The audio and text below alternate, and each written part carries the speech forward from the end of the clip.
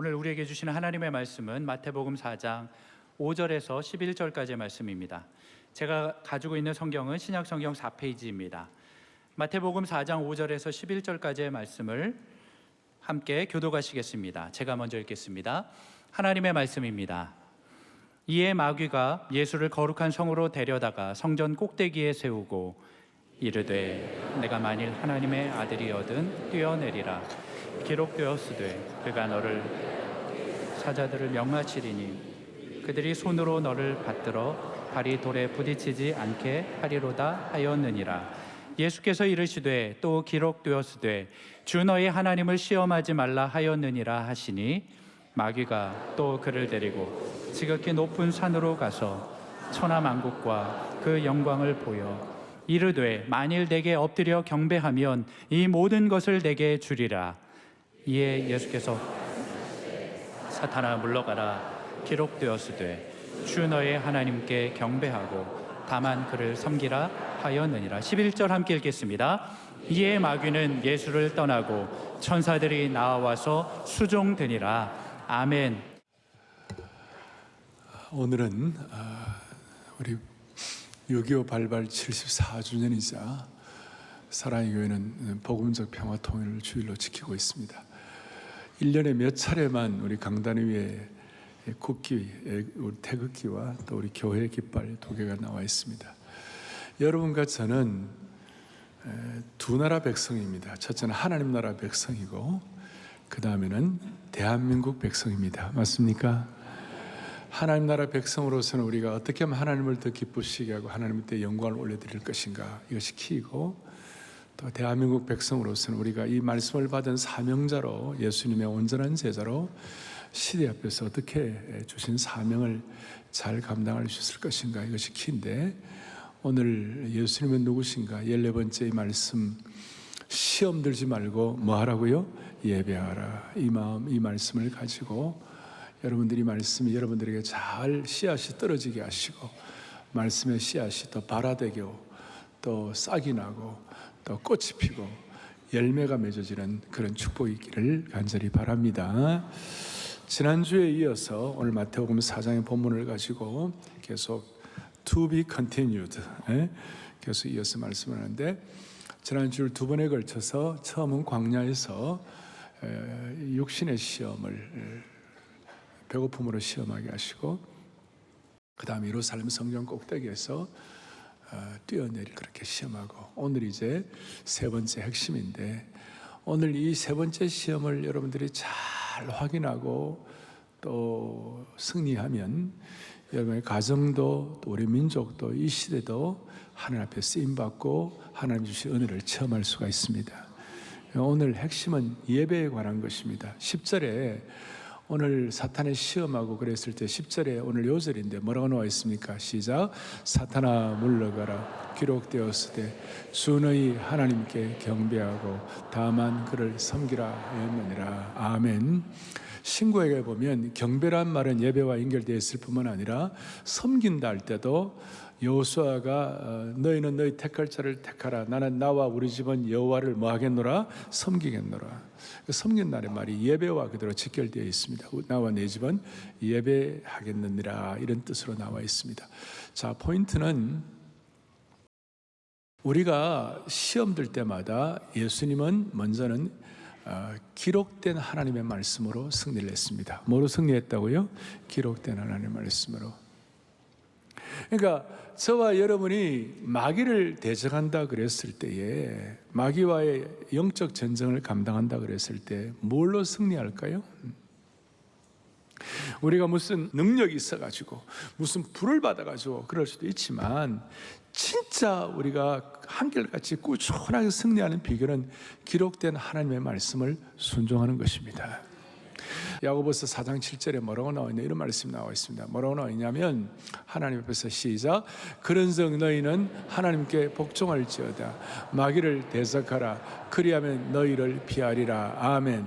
자, 기록된 하나님의 말씀을 이기는데, 주님이 야고보를 통해 뭐라고 말씀하죠? 하나님께 복종하라. 마귀를 대적하라, 이런 말이 나오는데, 마귀를 대적한다 할 때 우리가 어떻게 마귀를 막 대적하겠어요? 마귀를 대적하는 길은 하나님을 복종하는 것이에요. 하나님을 복종한다면 하나님의 말씀을 순종하는 것이에요. 그러니까 우리가 주기도문 하면서 우리를 시험에 들지 말게 하옵시고 다만 악에서 뭘 구원해 달라. 그 사실은 우리를 보호해 달라는 간구이지만 거기에는 하나님의 말씀을 순종하겠다는 선언이 들어 있는 것이에요. 그러니까 하나님의 말씀을 순종하겠다. 그리고 하나님의 말씀을 순종하겠다는 것을 우리가 무슨 복종의 관계다, 순종의 관계다 그랬을 때 이것을 무슨 우리가 꼼짝도 못하고 노예 상태가 돼가지고 뭐 이렇게 아주 그냥 뭐 굴복하고 이런 뜻이 아니에요. 프란시스 쇼퍼 박사 같은 경우는 하나님 말씀을 순종하는 그냥 순종이 아니고 이거는 능동적 수동형이다. 다시 한번 뭐라고요? 능동적 수동성이다. 그러니까 우리가 수동적으로 순종하는 것 같지만 사실은 하나님 말씀을 순종하는 것은 능동적인 것이다. 진짜 제대로 된 영광스러운 위대한 대장이 우리 앞에 있을 때 그 대장을 따라 그 승리의 깃발을 우리가 같이 붙잡고 그 대장의 길을 순종하는 것은 그것은 영광스러운 것이에요. 맞습니까? 그러니까 기록된 하나님의 말씀을 순종한다는 것은 단순히 굴복하고 이런 것이 아니라 정말로 마귀의 시험을 이겨낼 수 있는 영광스러운 선제 공격이 되는 것이에요. 그런데 문제는 저희를 뭐냐면 이 하나님 말씀을 그만큼 가까이 두느냐. 그러니까 말씀을 가까이 두느냐. 시편 119편에 보면 뭐라고 나와 있냐면요, 이렇게 나와 있어요. 내가 주께 범죄치 아니하려 주의 말씀을 뭐예요? 내 마음에 가까이 두었다 그랬는데, 기록된 하나님을 가까이 두는데, 제가 한번 우리 옛날 어른들 얘기 한번 했습니다. 하나님 말씀을 오늘 이와 같이 예배를 드리러 나오시지만 오늘 주일날 나올 때 어떤 분들은 일주일 내내 이걸 성경은 또 성경 밑에 성경 위에는 다른 책 두지 말라 그랬으니까 위에 딱 얹어 놓아요. 그러면 일주일 내내 여기에 안 보면 뭐 먼지만 바바박 쌓이는 거예요. 그래서 주일날 올 때 먼지를 그걸 옛날에 후탁교인이라고 후탁교인. 네. 우리 가운데는 그런 교인이 없는 줄로 믿습니다.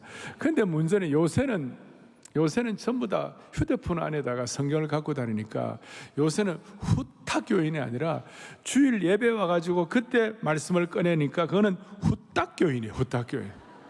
후딱이든 후딱이든 우리는 기록된 하나님의 말씀을 가지고 주님을 순종하는 것은 하나님의 말씀을 순종하는 것과 연결이 되어 있다. 그래서 생각해가지고 여러분 오늘 이 말씀이 여러분들에게 정말 살아계신 하나님의 말씀으로 능동적 수동성을 가진 대장 되신 예수님의 말씀을 순종하는 그런 시간이 되기를 바라는 겁니다.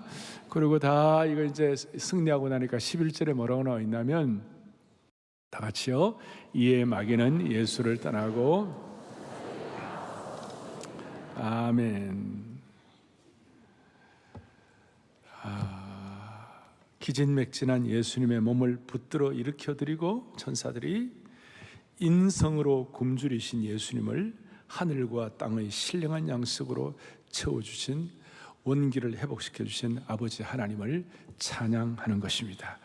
자, 이 전체적으로 제가 지금 그림을 그려드렸고 이제 본격적으로 주님께서는 주의 하나님만을 섬기라고 왜 그렇게 하셨을까? 이 모든 시험의 마귀의 시험의 마지막 결론을 이렇게 내리신 이유가 뭘까? 한 번 더 설명하겠습니다. 8절에 보니까 마귀가 예수님을 어떻게 해요?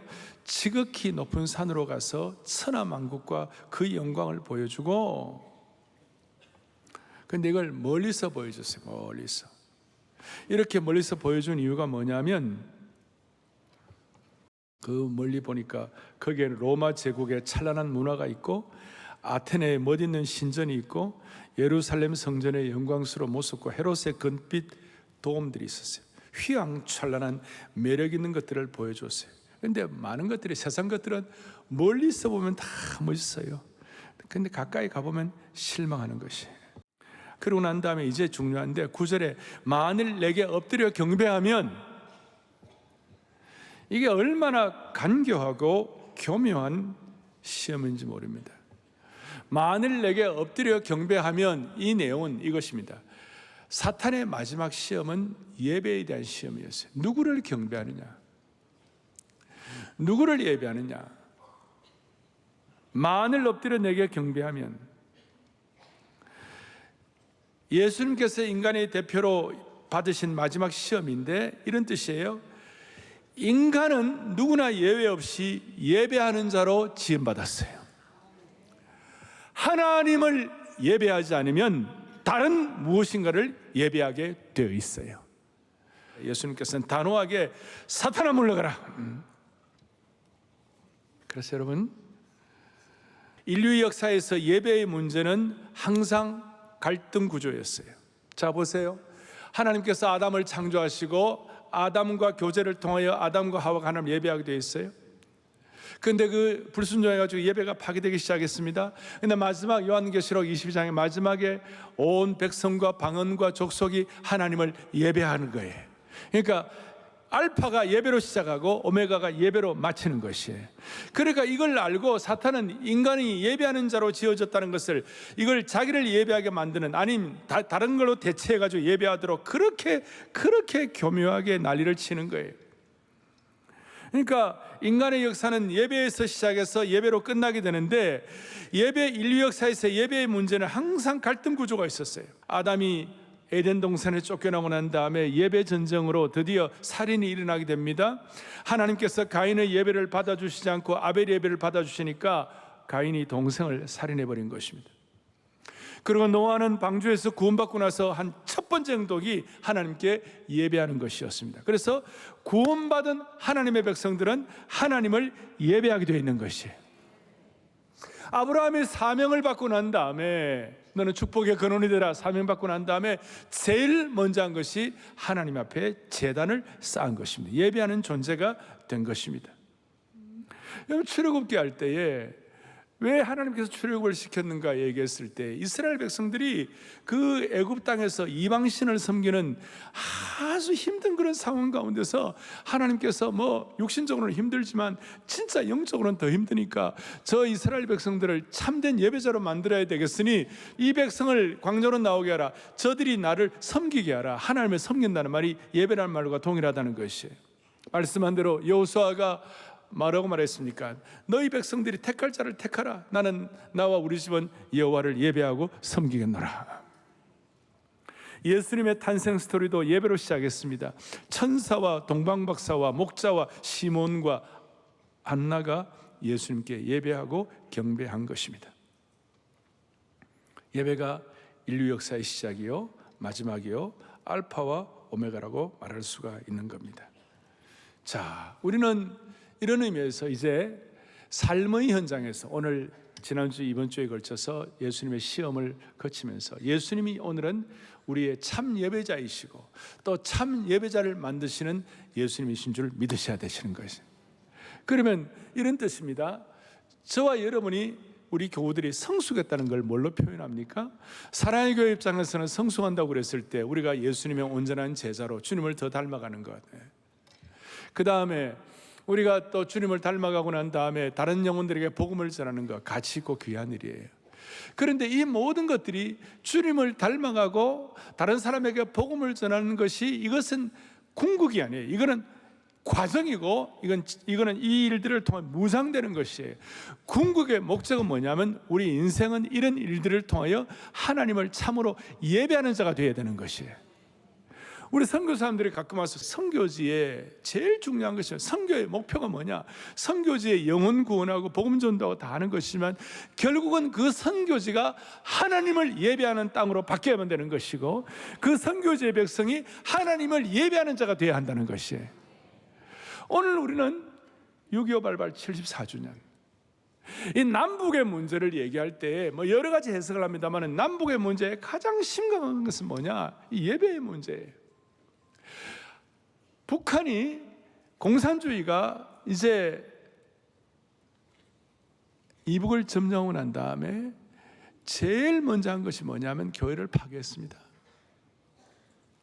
그리고 예배의 대상을 하나님 아버지로부터, 북한의 그 신령한, 그 신실한 평양의 장대교회나 산정교회나 신우주 제일교회나 청진이나 곳곳마다 하나님의 2850교회, 그 3000여 교회가 있었는데 그 교회가 하나님을 다 예배, 일본 시대에도 그 어무관 시대에도 예배를 다 드리고 있는 그걸 다 파괴를 하고 김일성과 요즘은 김일성 주체 사상을 예배하게 만드는 것이에요. 그 남북의 문제는 사실은 남남 갈등도 있지만 남북의 문제는 사실 예배의 문제예요. 그러니까 우리는 오늘 이 예배를 통하여 북한에도 예배가 회복되게 하여 주십시오. 여러분, 예배가 없이, 공적 예배나 이런 예배가 없이 10년을 지나고 20년을 지나고 30년을 지나면 그 땅들이 다 황폐하게 될 수밖에 없는 거예요. 북한은 겉으로는 평양에 멋있게 보이지만 사실은 그 땅이 하나님을 예배하지 않는 지 70년이 지났기 때문에 너무너무 황폐되어 있는 거예요.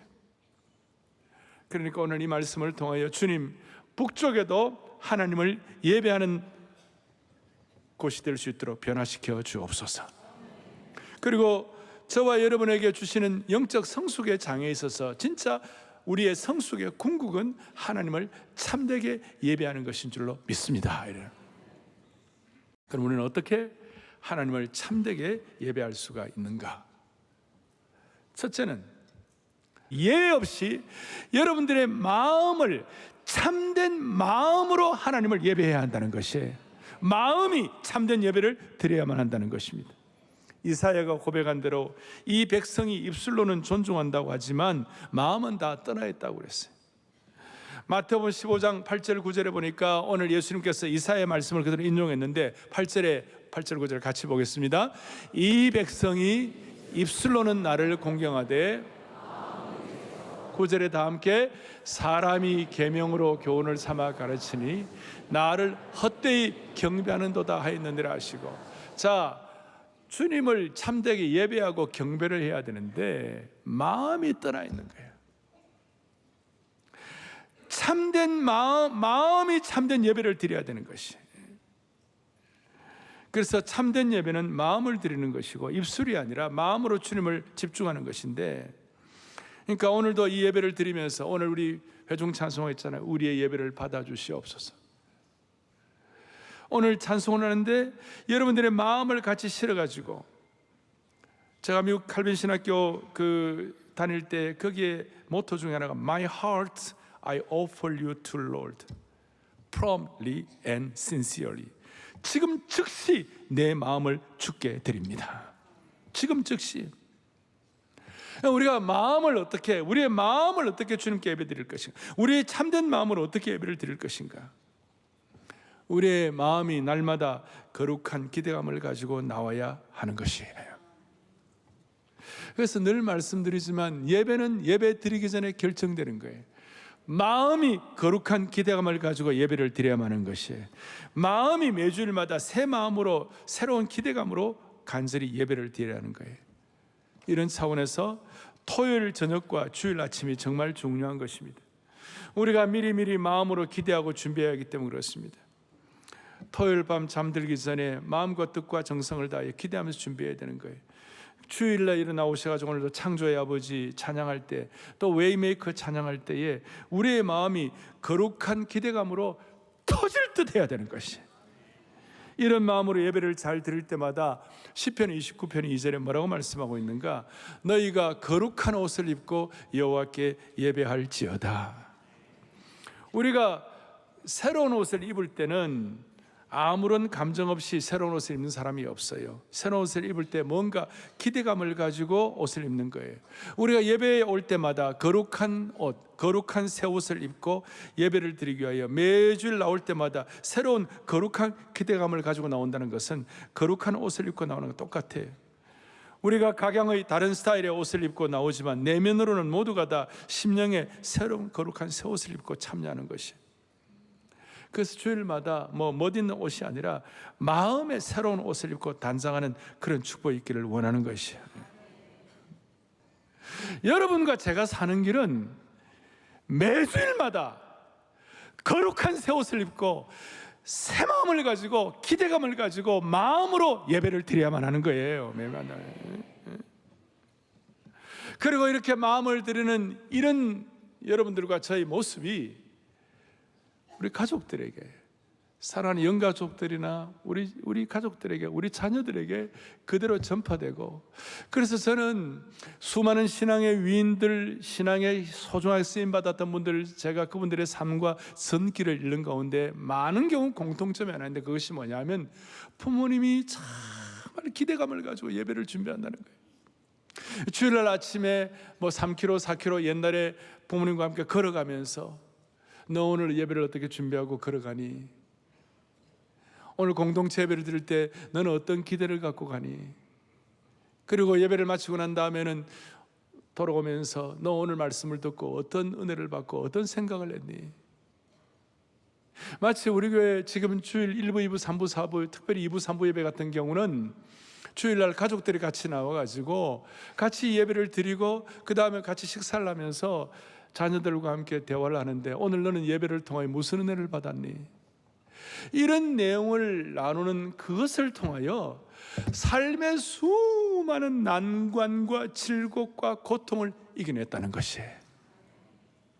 부모님과 함께 걸어가면서 거룩한 기대감을 가지고 교회에 오가는 길을, 예배를 드리면서 기대감을 가지고 그것이 즐겁고 그것이 감사하고, 그때 어른들과 깊은 신앙의 대화를 나누는 것이 신앙의 자본이 되었다는 것이, 이것이 자기 신앙의 형성의 뼈대가 되었다는 걸 감사한, 나중에 이런 것들이 삶의 고난이 닥쳐와도 끝까지 감당할 힘이 되었다는 것입니다. 사랑하는 영가족, 영적 가족, 형제자매 여러분, 오늘 이 예배를 드리기 위하여 교회를 오가는 길이 귀한 신앙의 선배들처럼 이 길이 참 기쁨의 길이요 충만한 기대감의 거룩한 여정이 되기를 소원하는 것입니다. 이러한 경험을 가지고 자란 우리 자녀들은 어떤 인생의 곤란과 고통 속에서도 능히 돌파하면서 감사와 기쁨으로 사명을 감당할 수가 있는 겁니다. 그래서 저는 일주일에 168시간 가운데서 주일 이 예배 시간이 영적으로, 육신적으로, 그 다음 정서적으로 피크가 되어야 되는 것이에요. 최고의 피크가 되어야 되는 것이에요. 주님이 안식일을 기억하여 그날을 거룩하게 지키라 그랬잖아요. 우리가 흔히들 안식일을 기억하여 그날을 거룩하게 지키라 그랬을 때 우리는 쉼에다가 많은 방점을 두는 거예요. 쉬어야죠. 주일은 쉬어야 되고 구약의 안식일의 시작이라는 주일날로 바뀌었는데, 그러나 여러분, 참된 쉼이 뭐예요? 육신이 쉰다고 쉬는 것이 아니에요. 우리의 마음이 주님 앞에 거룩한 기대감을 가지고 이 주일마다 참된 영적인 기름 부음과 능력을 받아가지고 우리의 마음이 거룩한 새 옷을 입고 단장을 할 때, 그때 진짜 쉬게 되는 것이에요. 이런 쉼이 없이는, 이제 여름 휴가도 있을 것이고 앞으로 이제 하겠습니다만은, 여러분들 갈 때 육신만 쉰다고 쉬는 것이 아니에요. 우리의 마음이 주님 앞에 거룩한 예배자가 되어가지고 기대감을 가지고 휴가지에서도 예배를 드리고, 이렇게 할 때에 여러분 진짜 참된 쉼이 되는 거예요. 그런 것 없이 2주, 3주, 1주 쉬기만 하고 오면요, 너무 피곤해갖고 너무 힘들어가지고 다시 또 휴가해야 할지 모르겠어요.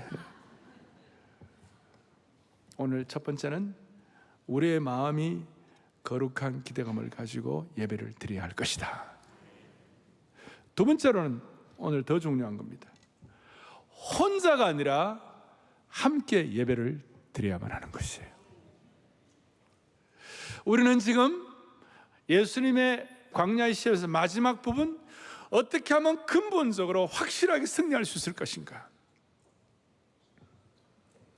사탄아 물러가라, 주의 하나님만 경배하고 예배하라.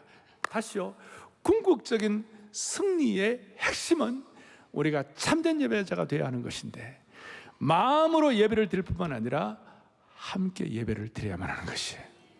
시편 95편 1절에 오라 우리가 여호와께 노래하며 우리의 구원의 반석을 향하여 즐거이 외치자. 내가 노래하고 내가가 정도가 아니에요. 95편 2절에 우리가 감사함으로 그 앞에, 우리가 감사함. 그 다음 6절에 중요하죠. 시편 95편 6절에 오라, 같이 읽겠습니다. 오라 우리가 굽혀 경배하며 우리를 지으신 여호와 앞에 무릎을 꿇자. 아멘. 여기 우리라는 말은 우리 모두는 함께 예배드리는 것을 참으로 소중하게 생각해야 한다는 것입니다. 공동체가 함께 예배를 제대로 드리면 사탄의 시험에서 승리할 수가 있는 겁니다. 우리는 개인적으로 숲이나 호숫가에서 혼자서 하나님을 예배할 수 있습니다.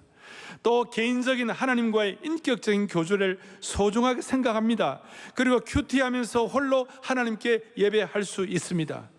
그런데 만약 개인적인 하나님과의 만남과 혼자서 인격적으로 하나님과 교제를 한 그 결과가 공동체에서 함께 예배를 더 드리고 싶은 마음으로 연결되지 않는다면 그 마음은 잘못이 될 수가 있는 것이고, 그러니까 이렇게 말할 수 있습니다. 뭐라고 말씀할, 같이 읽어보겠습니다.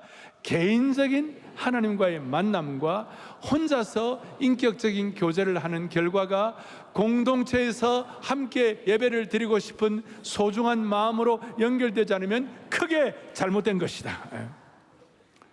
여러분 여기에 동의하십니까? 어떻게 보면 신앙세계에서 어릴 때부터 은혜를 많이 받고 또 많은 영적인 부유함이 있어가지고 자기 스스로 자기 신앙을 유지하는 분들이 계세요. 그래서 뭐 좀 과하게 어떤 분 이런 얘기해요. 나는 뭐 예배 참석 안 해도 나 혼자서 내 신앙생활을 유지할 수 있습니다. 사실은 굉장히 위험한 생각이기도 하지만 뭐 그렇게 하는 분들, 괜찮은 분들 가운데, 대단한 분들 가운데 그런 분들 많이 계세요. 혹시나 이런 분들 가운데 함께 모여 드리는 예배를 등한시한다면 그 신앙은 균형이 깨어지게 된 것입니다. 그런 분들은 자칫하면 무교회주의자가 되어가지고 한국교회 전체에 좋지 않은 피해를 끼칠 수가 있는 것입니다. 저는 일본 선교에 대한 관심도 많고 우리가 일본을 스키돌라고 있는데, 여러분 일본은 대한민국보다도 훨씬 더 선교 역사가 깁니다.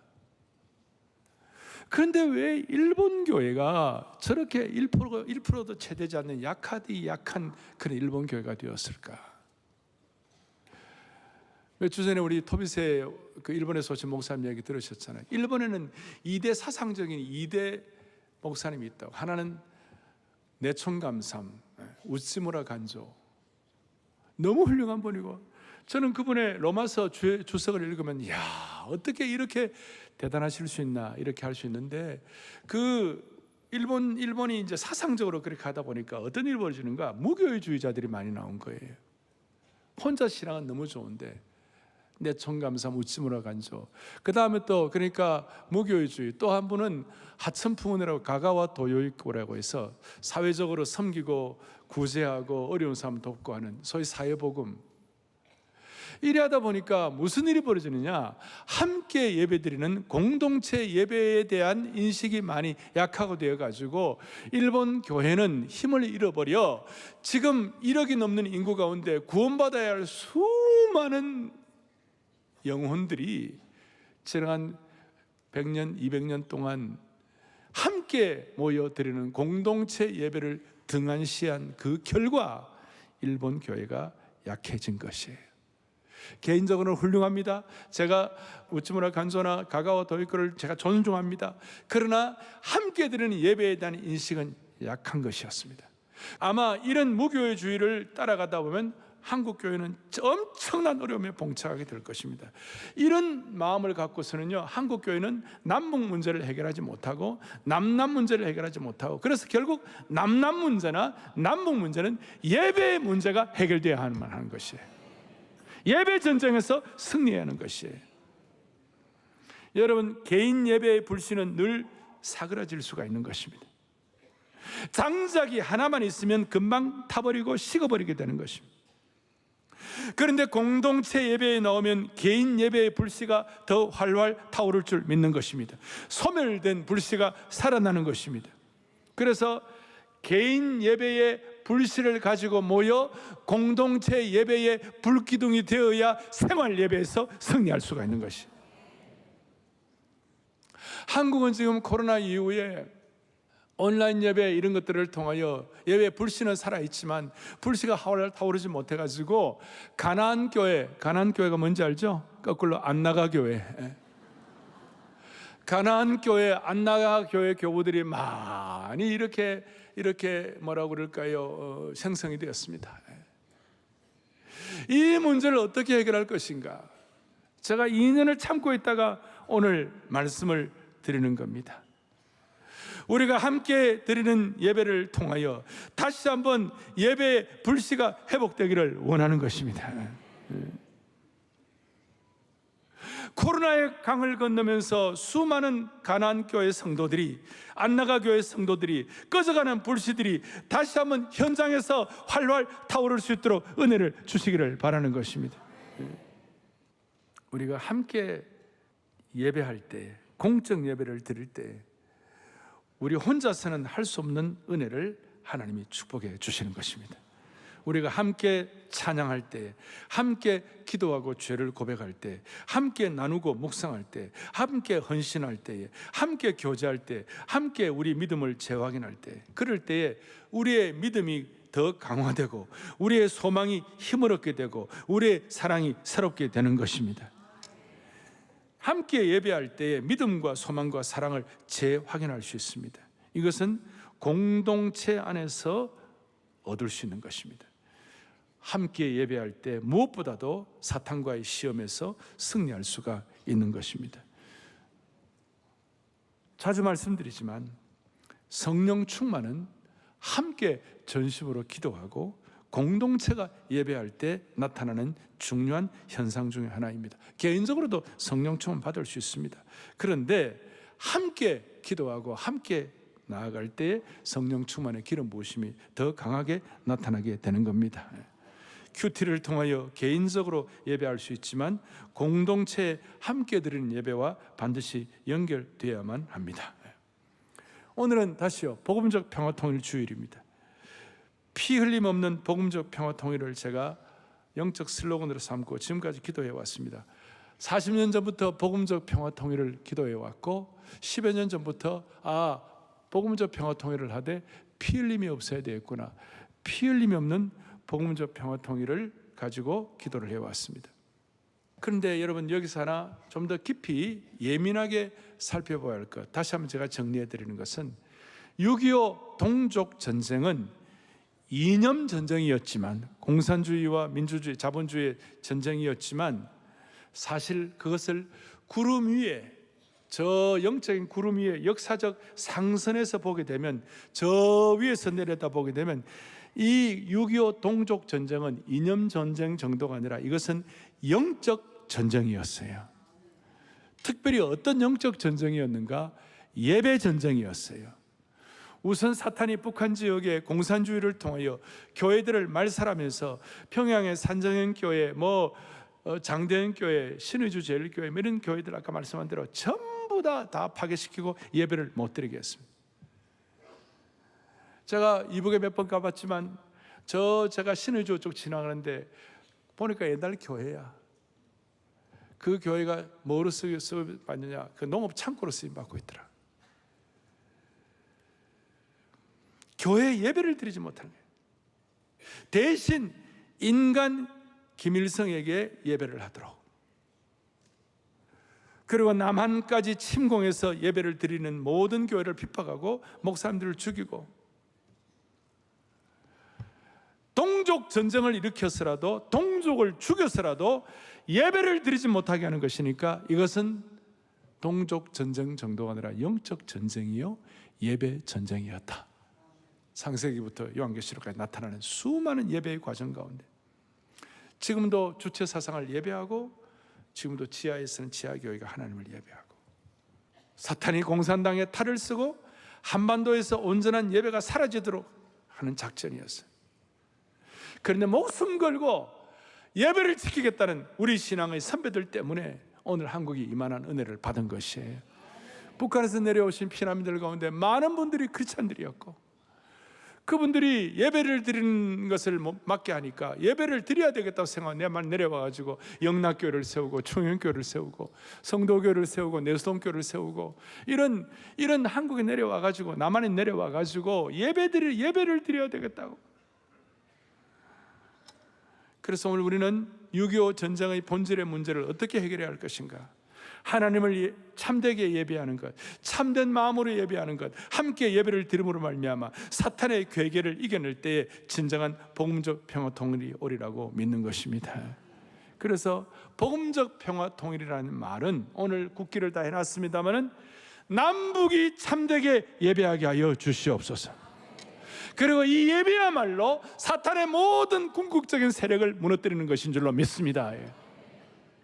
이 예배야말로 남남 갈등을 극복할 수 있는 유일한 대안입니다. 뭘 가지고 해결하겠어요, 여러분? 남남의 지극한 이 진영 갈등을 어떻게 해결하겠냐고. 하나님을 참되게 마음으로 함께 모여 예배할 때 회복될 수가 있는 것이에요. 7년 내로 평양에서 특세하게 달라는 것도 다른 게 아니에요. 공적 예배가 사라진 그 땅에, 황폐한 그 땅에 주여 다시 예배하게 하여 주시옵소서. 사랑의 교회 성도들은 영아부부터 포에베리까지 한 생애 동안 마음으로 거룩한 기대감으로 함께 예배드리는 승리자가 되기를 소망합니다. 좀 조심스럽지만 90년대 중반에 평양을 방문을 했습니다. 여러 가정들은 다 제가 정리하고, 어떤 분이 저에게 북한의 지하교회 성도 여성도님을 모시고 왔습니다. 숙소의 커피숍에서 그분과 대화를 하는데 우리는 손을 잡고 감시원에 있었기 때문에 예배할 수는 없었습니다.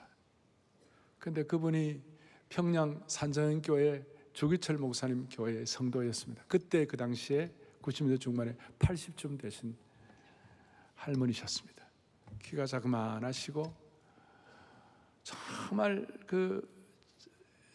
정말 그리스도인다운 얼굴을 갖고 계셨습니다. 내가 목사라니까 내가 너무 반갑다고 그러고, 자기는 평생 소원이 뭐냐, 산정현 교회에서 주기철 목사님과 함께 예배드릴 때 그때 영광을 10,000분의 1이라도 맛보고 싶다. 10,000분이라도 맛보고 싶다. 그때가 뭐가 좋았습니까? 성도들이 구름대처럼 모여가지고 이처럼 모여서 빛나고 높은 보좌와 그 위에 앉으신 주 예수 얼굴 영광이 해같이 빛나네. 주님의 보좌에 있는데 천한 몸 이르러 그 영광 몸소 배울 때 큰 기쁨이 넘치네. 찬양 성부 성자 성령 삼위일체 신께, 옛날 가사는 영세 무궁하기까지 영광을 돌리래. 영세 무궁하기까지 예배를 드리세. 우리가 그 찬송을 마음으로 했어요. 소리는 할 수 없으니까. 그리고 기도를 못하고 눈을 못 감았어요. 서로 그 마음을 가지고 우리가 기도를 하고 기도 찬양을 하는데 눈물을 줄줄줄줄줄줄. 아마 그 할머니는 돌아가셨을 거예요. 오늘 우리는 대한민국에서 자유롭게 예배를 드리고 있습니다. 수많은 우리의 삶의 시험이 있습니다. 육신의 정욕과 안목의 정욕과 이생의 자랑인 수많은 시험이 있습니다. 이 시험을 이겨내는 유일한 비결, 마지막 방점은 뭐냐? 주 너희 하나님을 경배하라, 예배하라. 마음으로 거룩한 기대감을 가지고 함께 공동체가 모여서 잘못된 무교의 주인은 물러가게 하여 주시옵시고, 이 주일 예배 승리를 통하여 생활 예배에서 승리하게 하여 주옵소서. 오늘 이런 마음을 가지고 찬양 성부 성자 성령 삼위일체 신께 영세 영원 무궁하기까지 영광을 돌리세, 예배를 드리세. 오늘 이 찬송하면서 여러분이 갖고 있는 수많은 시험들, 많고 많은 우여곡절들, 아픔들, 기도의 제목들을 이 예배를 드림으로 말미암아 치유받기를 바라는 겁니다. 이 자리가 놀라운 응답의 자리가 될 수가 있는 것입니다. 찬양 성부 성자 성령 성삼위일체께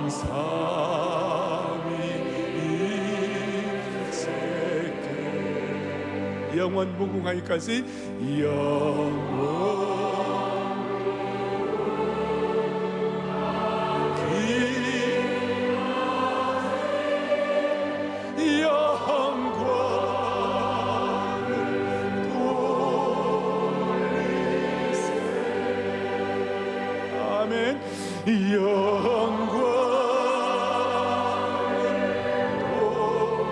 주님이 모든 시험을 이기게 합니다.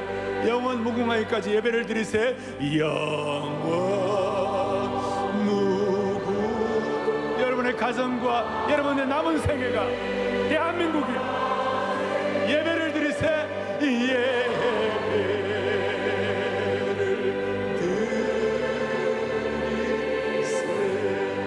한 번 더 예배를 드리세. 예배.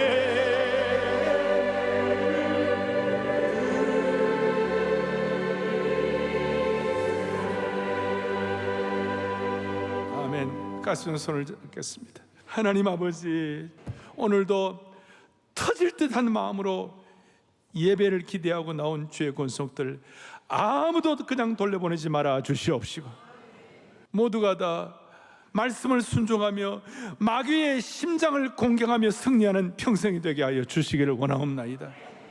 우리 모두가 들풀처럼 가녀린 예배자에서 참나무처럼 굳건한 예배자로 성장하게 하여 주시옵소서.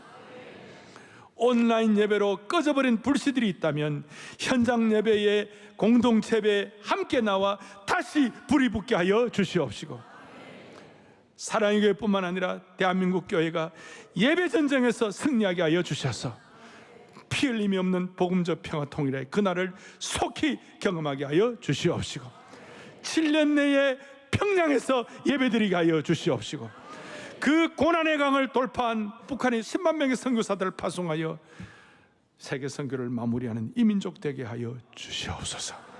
할렐루야, 할렐루야. 우리의 참된 예배의 대상이신 우리 주 예수 그리스도를 받들어 간절히 기도 올리옵나이다. 아멘.